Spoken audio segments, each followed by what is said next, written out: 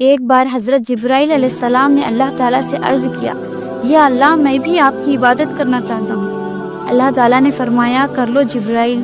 جبرائیل علیہ السلام نے 2 رکعت نماز کی نیت کی، سجدے میں جھکے، رکوع کیا، اور جب سلام پھیرا تو 40,000 سال گزر چکے تھے۔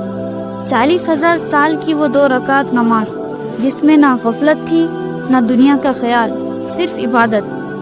اللہ تعالیٰ نے فرمایا، اے جبرائیل، بہت خوب نماز پڑھی تم نے، لیکن اب ایک امت آنے والی ہے، اس امت کا ایک بندہ جب وہ فجر کی 2 سنت خلوص سے ادا کرتا ہے تو اس کی نماز تمہاری 40,000 سال کی عبادت سے بھی افضل ہے۔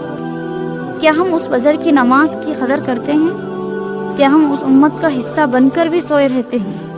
یاد رکھو، اللہ کی نظر میں وہ بندہ عظیم ہے جو نیند، آرام اور دنیا کو چھوڑ کر محبوب کے سامنے جھک جاتا ہے۔ فجر کی 2 رکعت تمہاری آخرت کی روشنی ہے، اسے کبھی ضائع نہ کرنا، کیونکہ تمہاری 2 رکعت عرش کی سب سے عظیم فرشتے کی نماز سے بڑھ کر ہے۔